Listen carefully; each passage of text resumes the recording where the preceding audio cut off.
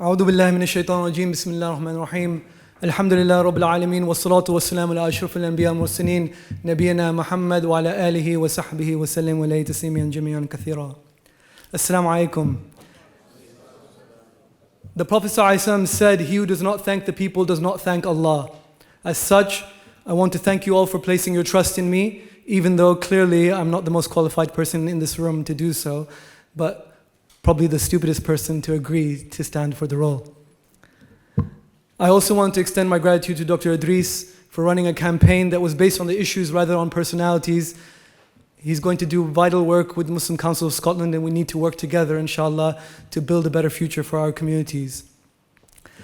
I also want to extend a note of thanks to the previous Secretary Generals and their teams who, without their efforts, we wouldn't be standing here today. So Sir Iqbal Sakrani, Yusuf Vailok, Dr. Abdul Bari, Dr. Shuja Shafi, Brother Farooq Murad, Brother Harun Khan, and their entire teams, too many to mention.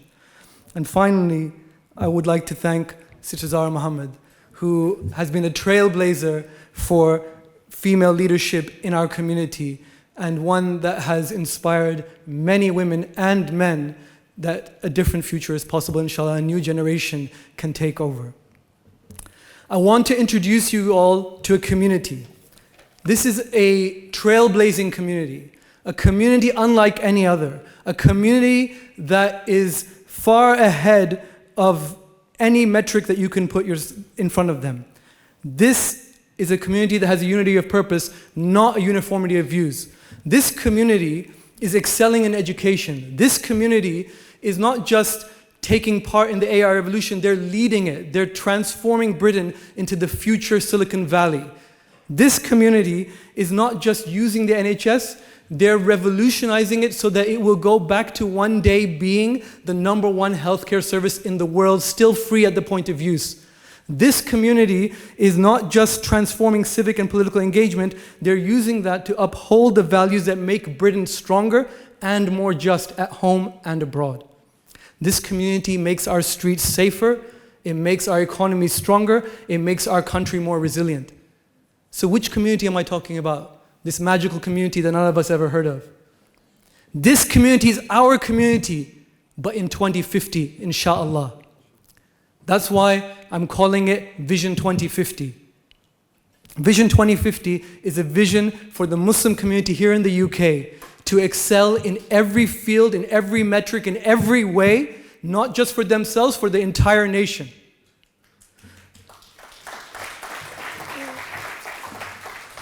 But 2050 is 25 years away. But if you look at Vision 2050, that feels like light years away, doesn't it? Compared to where we are right now. Right now, the community is in a very different place. We're a community that is struggling with violence in the streets and being relentlessly abused online. We're a community that is struggling with healthcare issues, social issues, poor education, and even worse, employment. We're a community that's grappling with so many problems, including the horrors that we've seen in Gaza, Sudan, and Myanmar being live streamed onto our phones, and we feel helpless about it.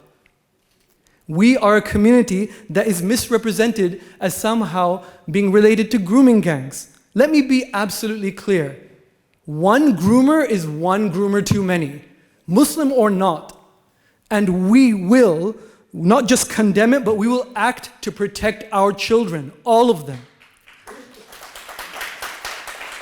But misrepresenting an entire faith, an entire ethnicity, as somehow linked to grooming is also an injustice. And as a community, we will stand up against both injustices. We're a community that constantly has its loyalty questioned. We were born here. Our children were born here. Our grandchildren will be born here. We find it distressing to have our Britishness questioned by those self-appointed judges who decide who is a good or bad Muslim. But that's where we find ourselves today. So how are we going to get ourselves from where we are right now to Vision 2050? I'll be honest, it's going to become about change. We have to get serious about change, systemic change, radical change, dramatic change. And if it sounds difficult, it is because it will be difficult. But if we are serious about change, we will find a way. And if we are not serious, then we will find an excuse. We have to get serious. No more excuses. No more ifs and buts. No more changing the captain on the Titanic. We have to change course. No more cosmetic changes. This body needs open heart surgery. The changes we need are not just in policies, but in mindset. Allah subhanahu wa ta'ala says in the Quran, He will not change the situation of a people until they change what is within themselves. What is within themselves? It's not our policies. We have to change the way we think. No longer must we be powerless victims. We must change ourselves into powerful authors of our own stories. No longer must we try to get ourselves boxed in, and we have to sidestep those culture wars. That we have to be boxed into some neat little paradigm, and everyone who's against us is a racist or Islamophobic.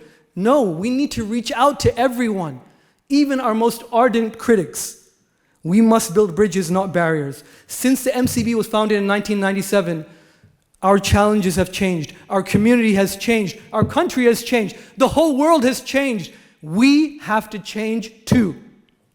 So if there's one message I want you to take away from today, it is that change is going to come, inshallah. Get ready for it.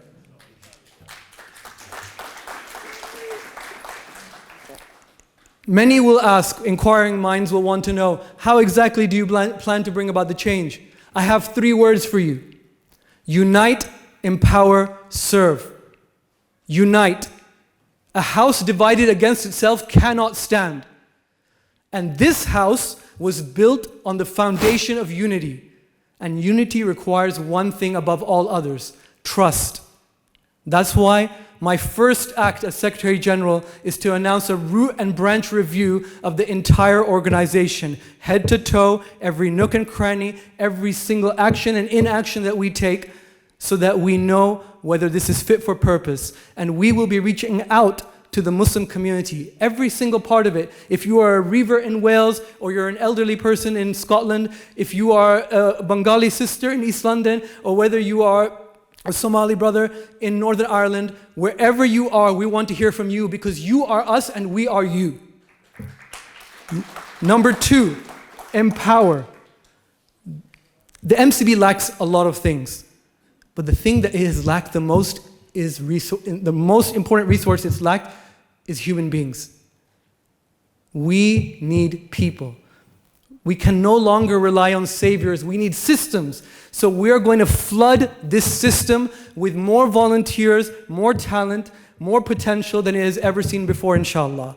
Our aim is to open the doors wide so that anyone with an ounce of talent or skill will come to this organization and will ask, how can I help make it better?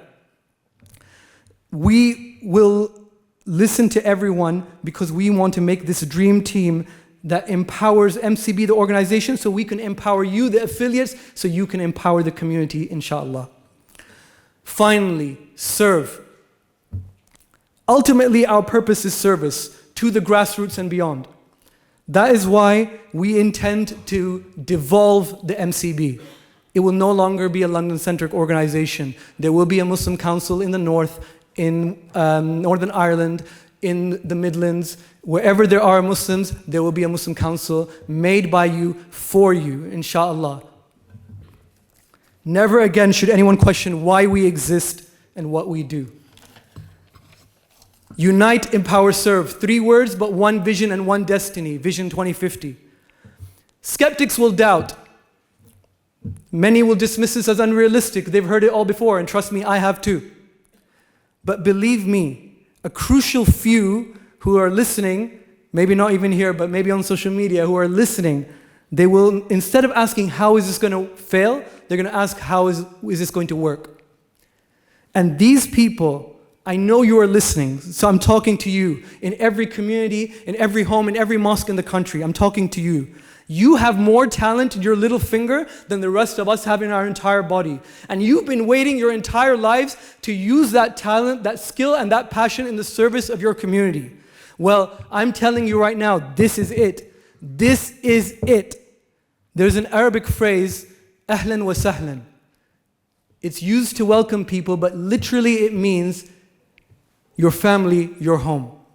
My brothers, my sisters, as I conclude this, I want to tell you something. To all those of you who believe that it's time to open the doors to a new generation, it's time for us to be brave and face the future with hope in our hearts and du'as of Allah subhanahu wa ta'ala, to all those who believe in a better, brighter future for our community and our country. I say, do not fear failure, fear never trying. I say, do what you can and Allah subhanahu wa ta'ala will do what you cannot. I say, ahlan wa sahlan, this is your family and this is your home.